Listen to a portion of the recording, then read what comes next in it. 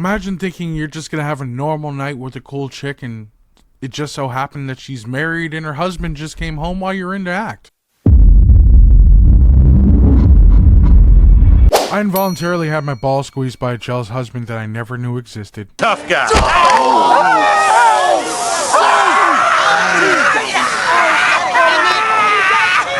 One time a girl had me over at her place. Stupid me. I didn't look around very much, noticed the photos of all of her husband and kids. Ties me to her bed, arms and legs all pointed at all four corners of the bed.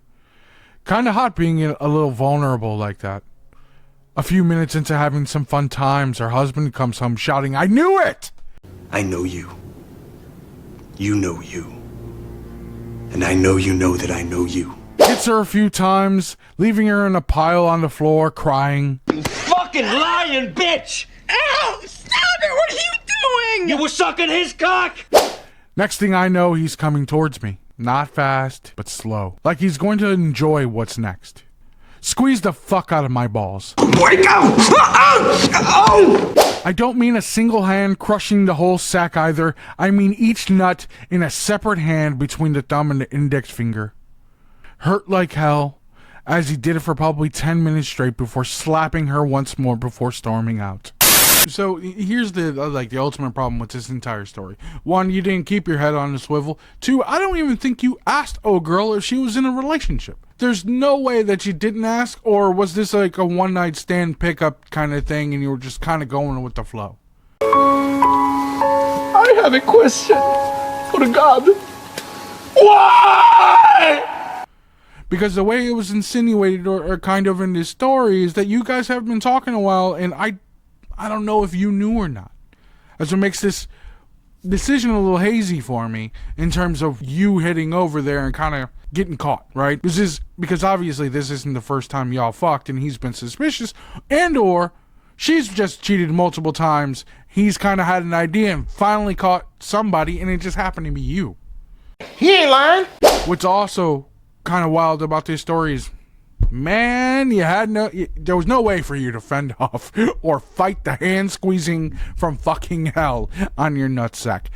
God, I can only imagine the pain and agony and the screaming you did in that 10 minutes of feeling another grown man with two hands, literally two hands, squeeze the hell out of your nuts without popping them and killing you, and then turning around and looking at his crying wife that he beat the shit out of already, and then smacking her one more time before he leaves the house, before the next thought is killing the both of you.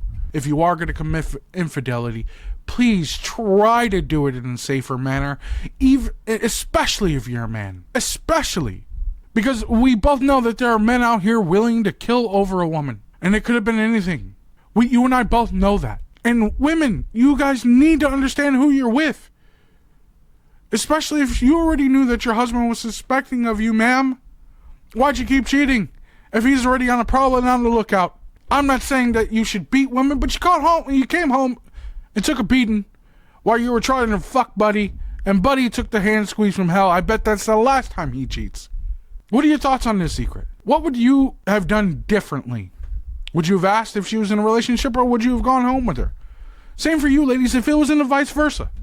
And then for this next secret, imagine having to take a shit so fucking bad that you had to use an inoperable toilet.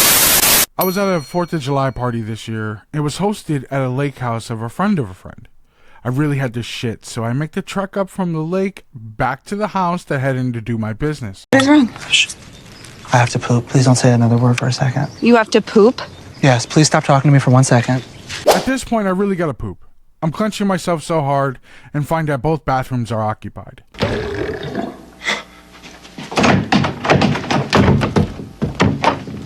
Now, usually this isn't a huge issue, and I can hold it for a bit, but this time was different. I had to fucking go. So I run into the unfinished basement room where the laundry is done, I presume. I'm desperately looking for anything that would help, and the only thing there, remotely toilet-shaped, is a dirty clothes basket filled with clothes. No, God! I flung the clothes out and immediately unloosed That you had a puddle of gross poo right into it. Felt so bad I put the dirty clothes into the washer and got them going.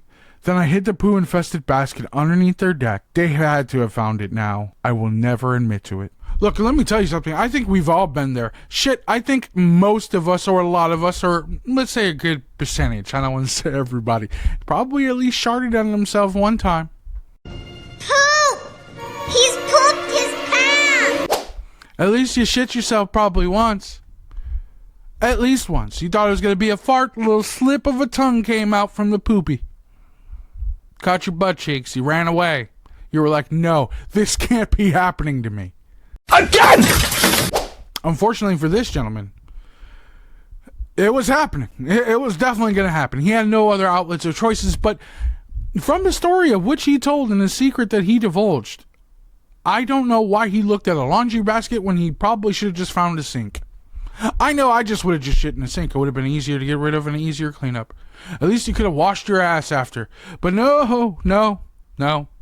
This guy emptied out, he just shit into a laundry basket and then washed some fucking clothes like he's doing a good deed, and then took the basket outside for everyone to be like, what the fuck is that smell?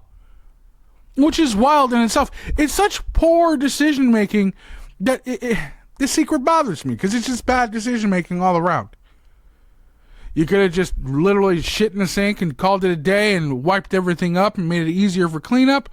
Instead, you had to destroy evidence and hope and pray to God that no one saw you, especially if they had cameras. I hope they didn't have cameras, because I would have put your ass on YouTube and blasted you all over Facebook. You shit in my goddamn clothes basket, bud. But if you came to an emergency this close, I know there's people out here that have used a sock or two. If you had an emergency like this, where'd you go? What happened? Did you shit yourself in the car? On a walk? You felt that creamy slush ride down your leg?